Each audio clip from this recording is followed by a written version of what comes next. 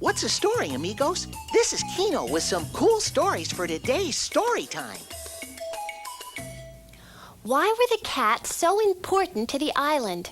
The answer is in our first story, read by John Ritter.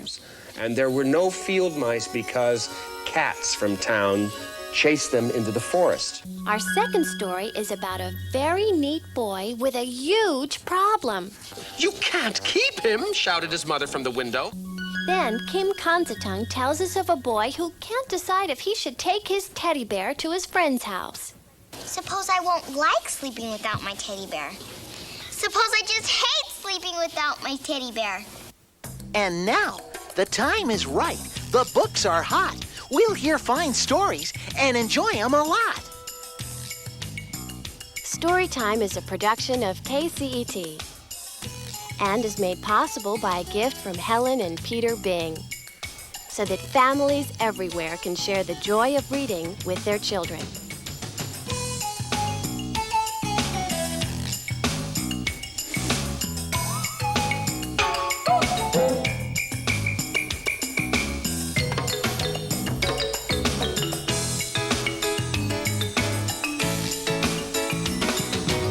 And now, join Kino and his friend Mara at her place for Storytime. Well, we are so happy you came to visit, John. Yep. And now we can get the inside story on how you read at home. Well, thanks. We're real happy to be here. As far as how we read at home, it's easy. I guess what we do is we just pick up a book, we choose a nice, comfortable spot, and we read away. And we usually afterwards, we talk about the story or about the pictures. And I guess, isn't that pretty much how it goes, Tyler? Pretty much. Yeah. In my house, my mom lets us take turns choosing the stories. Who chooses the stories in your house? Mom, Jason, Carly, and Dad, and sometimes I do. Yeah, Jason's his older brother, Carly's his older sister. Oh. You know, there's really one neat thing about reading, and that's that you can do it almost anywhere. That's right. Well, as a matter of fact, we're ready to go on a trip, and what we do is we pack a special book bag for the kids so that on the plane or in the airport, they'll have something to do and read, and they never get bored. Right. And so this time, we brought a book that I've read, but Tyler hasn't read yet. It's called The Old Lady Who Liked Cats by Carol Green, pictures by Loretta Krupinski. Is that the same as The Cat Who Liked Old Ladies? No, I think that was a book by Sammy Davis Jr., but I could be wrong. I'm not sure. I've never heard of that. Is it any good? John, I think Kino just made that up. Oh, okay. Didn't you? Huh? Well, I know the story of the old ladies who liked cats. And you know what I like about this book? That it shows us how things are connected in ways that we don't always understand. What? Gee, now I don't understand. Well, Kino, I think you'll understand once we read this and we can talk about it afterwards, okay? Once there was an island with a town in the center. And beyond the town grew fields of sweet red clover. And beyond the fields stretched a dark green forest all the way to the sea. And on the sea sailed the Navy round and round the island, keeping it safe. Now, the sailors in the Navy were strong and healthy because they drank plenty of good milk that came from the cows in the fields. And the cows gave the good fresh milk because they ate plenty of sweet red clover. And the clover grew thick because long-tongued bees carried pollen from blossom to blossom, and the bees carried pollen because there were no field mice to eat their honeycombs. And there were no field mice because cats from town chased them into the forest. And the cats chased the mice because the old ladies who liked cats let them out each night and said, "Chase those mice and keep our island safe." They were wise old ladies, you see, and they knew how things worked together. But one night, the mayor of the town went for a walk, tripped over a cat, and fell flat on his face in a puddle. "I shall make a new law," he cried. "From now on, cats must stay inside at night, and that will keep our island safe." The old ladies who liked cats sighed and shook their heads, but they kept their cats inside at night. And the cats couldn't chase the field mice, and the field mice ate the honeycombs, and the long-tongued bees stopped carrying pollen, and the clover grew thin and sour, and the cows gave poor milk. and the sailors became weak and sickly. And then one night, invaders came. They sailed right past the Navy, swarmed through the forest, trampled over the fields, stomped into the town, and shouted, "This is our island now." In the days that followed, they ate everything in sight, littered the streets, frightened the children, and took up all the room. "What shall we do?" cried the townsfolk. "What shall we do?" cried the mayor. "This is what you must do," said the old ladies who liked cats. They were wise old ladies, you'll remember, and knew how things worked together. "You must change your law and let our cats out at night. Then the island will be safe again." The mayor scratched his head. "Imagine that," he said. "All right, the law is changed."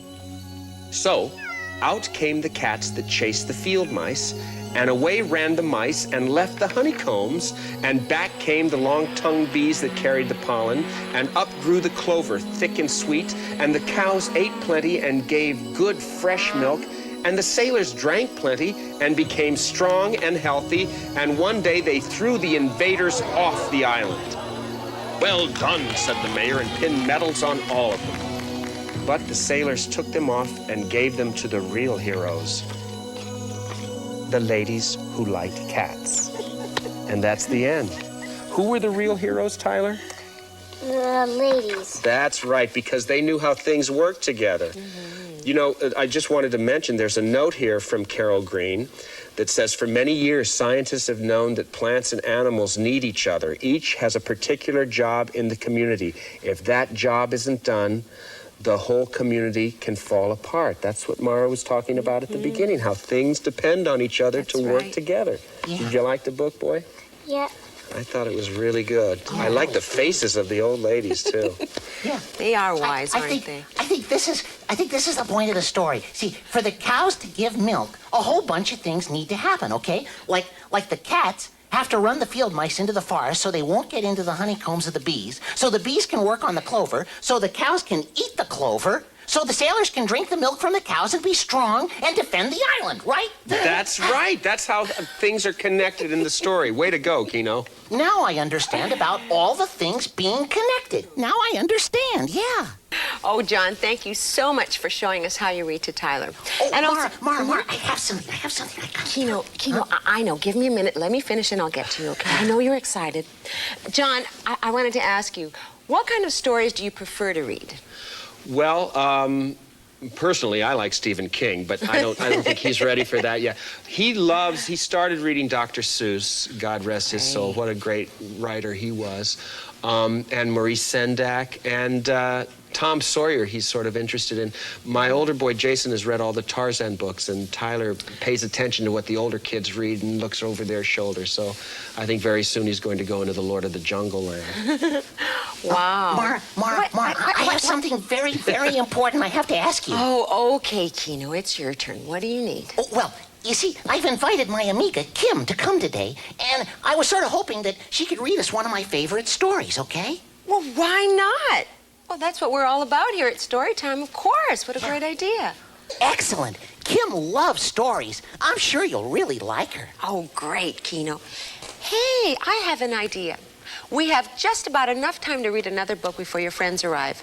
Maybe John will read us Alistair's Elephant. Sure, I'll read it. I'd be happy to, but it looks like it's going to be a group reading. Hi, we're here. Hi, everybody.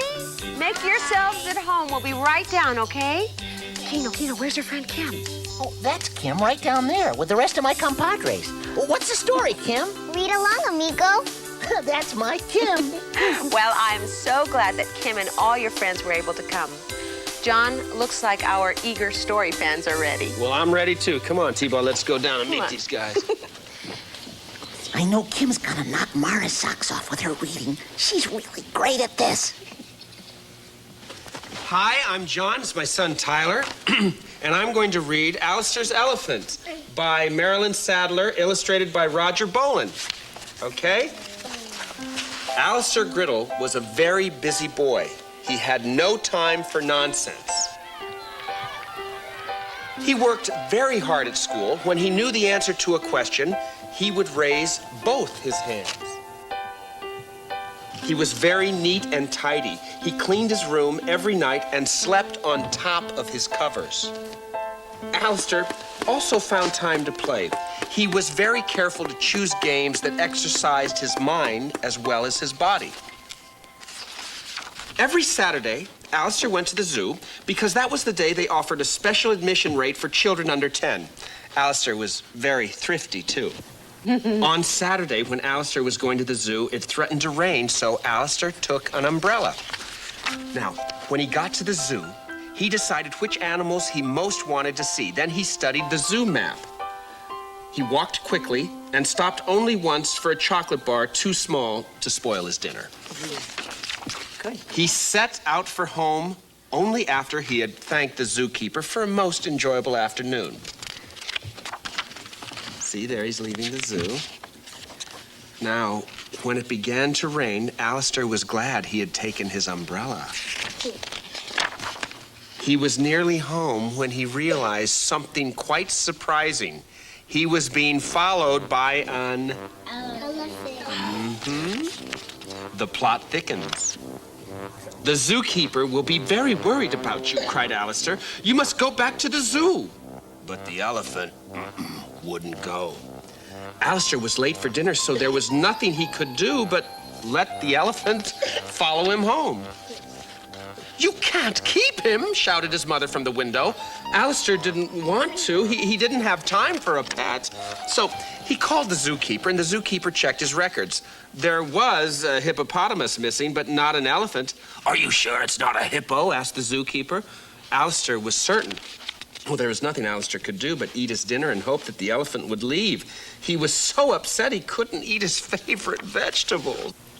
The elephant didn't leave that night, nor any night that week. Alistair had a very hard time sleeping with the elephant at his window. And even though Alistair got up early, the elephant got up earlier. Alistair didn't have any privacy. He had to dress in the cupboard.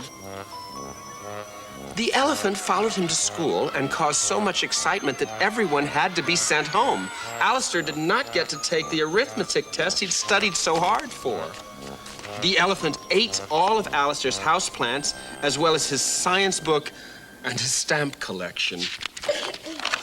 Alistair tried to teach the elephant how to behave. The elephant did get a little better and even gave Alistair some privacy. On school days, the elephant learned to stay at home. On Saturday, however, Alistair took the elephant back to the zoo. He just didn't have time for an elephant every day of the week. The zookeeper checked his records again and found a mistake. He had been missing an elephant after all. He thanked Alistair very much.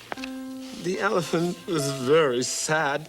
Alistair was a little sad too, but he promised the elephant he would visit every Saturday. Then Alistair left for home. It had been a busier week than usual, and at times it had been fun. But he was very happy to be going home to his quiet, tidy room where, at last, he could get some work done. And guess what happens, kids? A giraffe. Now he's got more problems, and they're taller. You want to know what's the difference between an elephant and a jar of peanut butter? Well, you either get a jar of peanut butter that never forgets or an elephant that sticks to the roof of your mouth. But I want... How many from out of town? Thank you very much. I'm sorry. What would your mom say if you brought home an elephant?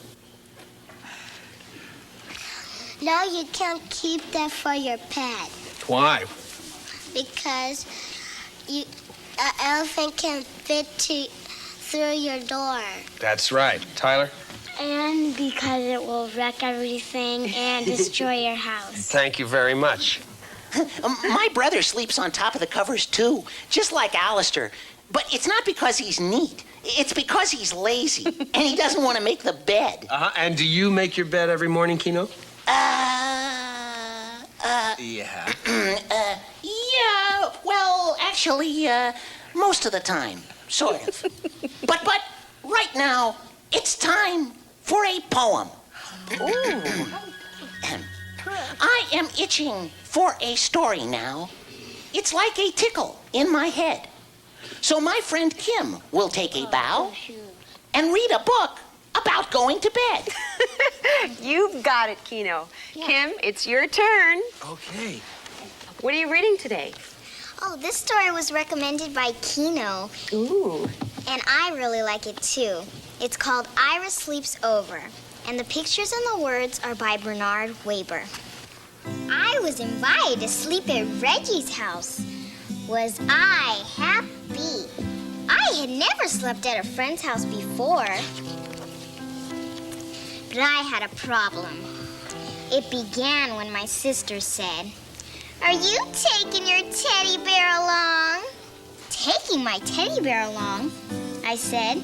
To my friend's house? Are you kidding? That's the silliest thing I've ever heard. Of course I'm not taking my teddy bear. And then she said, "But you never slept without your teddy bear before. How will you feel sleeping without your teddy bear for the very first time?" I'll feel fine. I'll feel great. I'll probably love sleeping without my teddy bear. Just don't worry about it, I said. Who's worried? She said. But now she had me thinking about it. Now she really had me thinking about it. I began to wonder, suppose I won't like sleeping without my teddy bear? Suppose I just hate sleeping without my teddy bear? Should I take him? Take him, said my mother. Take him, said my father. But Reggie will laugh, I said. He'll say I'm a baby. He won't laugh, said my mother. He won't laugh, said my father. He'll laugh, said my sister. I decided not to take my teddy bear. That afternoon, I played with Reggie. Reggie had plans, big plans. Tonight, he said, when you come to my house, we're gonna have fun, fun, fun. First, I'll show you my junk collection.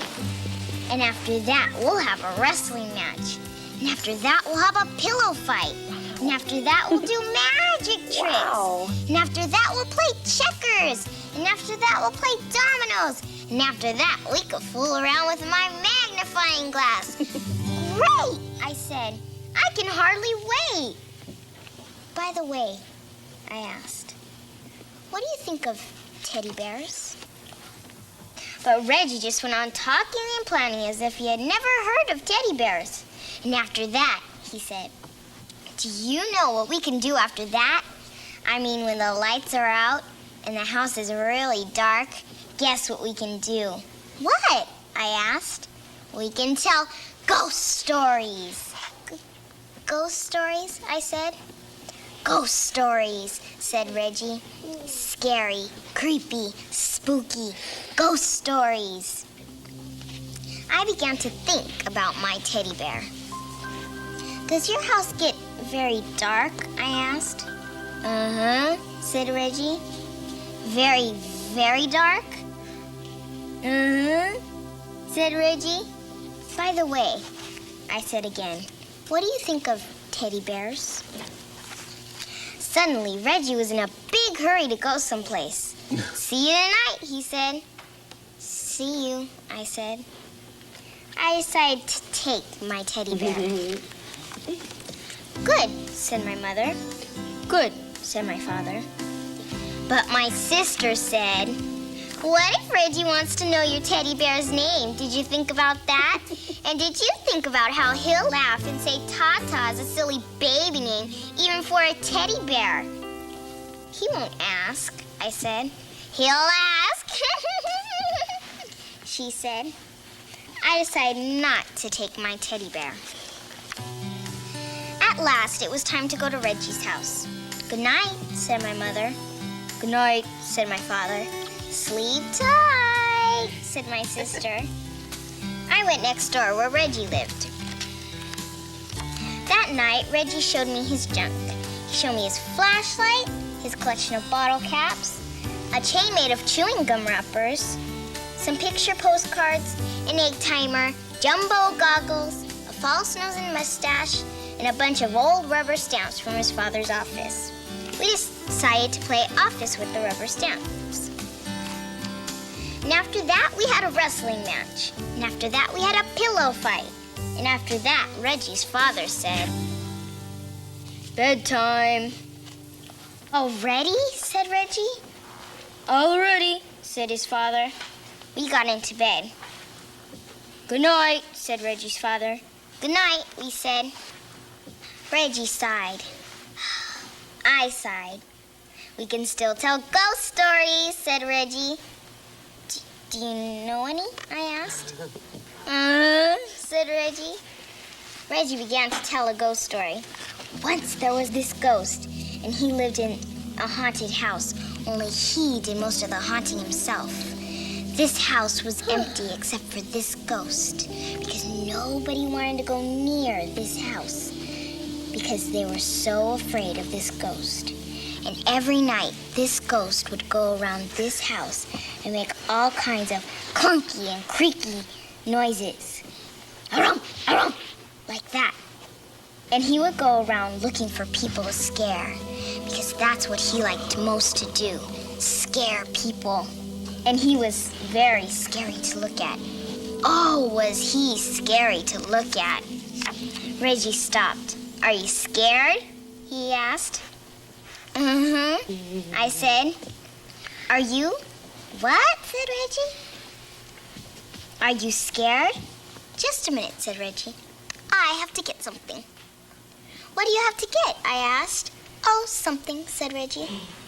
Reggie pulled the something out of the drawer. The room was dark, but I could see. It had fuzzy arms and legs. It was about the size of a teddy bear. I looked again. It was a teddy bear! Reggie got back into bed. "Now, about this ghost," he said. "Is that your teddy bear?" I asked. "What?" said Reggie. "Is that your teddy bear?" "You mean this teddy bear?" "The one you're holding," I said. Reggie answered. "Do you sleep with him all the time?" "What?" said Reggie. "Do you sleep with him all the time?" "Does your teddy bear have a name?" "Does your teddy bear have a name?" Reggie answered. "What is it?" "You won't laugh," said Reggie. "No, I won't laugh," I said. "Promise?" "I promise. It's Foo-Foo." "Did you say Foo-Foo?" Reggie said. "Just a minute," I said. "I have to get something." "What do you have to get?" Reggie asked. "Oh, something," I answered. The next minute, I was ringing my own doorbell. The door opened. "Ira!" everyone said.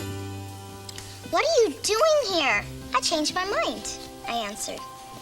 "You what?" said my mother. "You what?" said my father. "You what?" said my sister. She was still up. "I changed my mind," I said. "I decided to bring Tata after all." I went upstairs. Soon I was down again with Tata. My sister said, "Red, you'll laugh. You'll see how he'll laugh. He's just gonna fall down laughing." "He won't laugh," said my mother. "He won't laugh," said my father. "He won't laugh," I said. I came back to Reggie's room. "I have a teddy bear too," I said. "Do you want to know his name?" I waited for Reggie to say but Reggie didn't say Reggie didn't say anything. I looked at Reggie. He was fast asleep. Just like that, he had fallen asleep. "Reggie, wake up," I said. "You have to finish telling the ghost story." But Reggie just held his teddy bear closer and went right on sleeping. And after that, well, there wasn't anything to do after that. "Good night," I whispered to Tata, and I fell asleep too. Kim, that was excellent. A first-rate reading for a first-rate book. Boy, way to go, Kim. Way to go. She's an old friend of mine, you know. I know. Thanks. I still have a teddy bear, but I never gave him a name. I just called him Teddy Bear. Let me ask you something. How do you feel about what Ira went through in the book that Kim read? I have a special blanket, and I used to have a special frog. And A special frog? I still do, but I don't sleep with it anymore. Why not? I don't know, You outgrew them both? You don't need them anymore? but I'm still gonna use them. Okay, that's good. Just in That's emergencies. good. Yes, Ryan. My rabbit's name is Bugs Bunny. You have a rabbit named Bugs Bunny? That's great. Was Ira nervous about taking that teddy bear over? What do you think? Dillinger, what do you think? Yes. What in the story makes you realize that he's nervous about taking his teddy bear over? He thought that Reggie was gonna come out with a baby. Yeah. And what actually happened afterwards? Yeah. He pulled out his own favorite teddy bear. Yes, does anybody remember what that teddy bear's name was? Yeah, oh, you knew everything. Fifi? Fofo. There you go. Very good. Well, you know, I just want to tell you one thing. I think it's a really good thing that Ira finds out that Reggie is very much like himself and that Reggie is also afraid sometimes. You know, people do that sometimes. They make you think that you're the only one that's afraid. And deep down, we know everybody's afraid sometimes. And that's why those teddy bears are good, because they help them to fight their fears, right? And at the end, once Ira realizes that Reggie's not going to laugh, Ira decides to go ahead and show up with his teddy bear regardless of what his sister says. And that's good to do, too, don't you think? Yeah.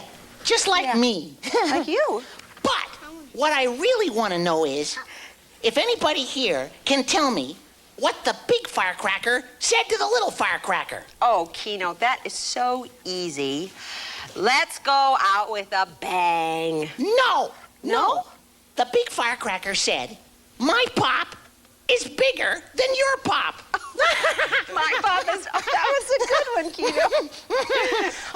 Well, that was very good, very good. But let's go out with a bang, okay? No. It's my pop is bigger than your pop. Oh, no, I know, but we gotta go now, and it's the end of story time. So, let's go out with a bang, get it? Oh, of course, I get it now. I get it. Yeah. Okay? Yeah. All right. Well, thank you so much, John and Kim, and all of you for coming to our story time today. Let's see, which are your story picks for today, Kino? Oh, yeah. Over here, see. I got him. Oh, there it is. Yes. I brought another story about a boy and a girl who wonder about what happens in the dark. It's called What's Under My Bed. I really like this one. Sounds very interesting. Well, I would like to recommend The Great Kapok Tree, A Tale of the Amazon Rainforest. And it's also about all living things and how they're connected, just like the old ladies who like cats. Well, until we connect again, keep a story in your heart. Bang! Oop, thanks. Bye-bye.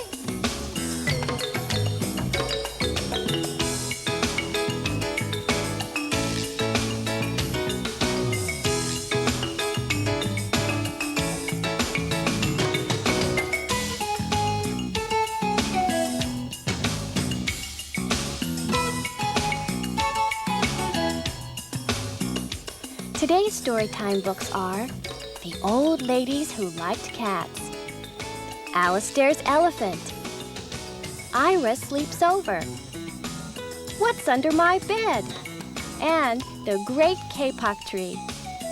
You can find these and other books at your local library or bookstore. Storytime has been made possible by a gift from Helen and Peter Bing, so that families everywhere can share the joy of reading with their children.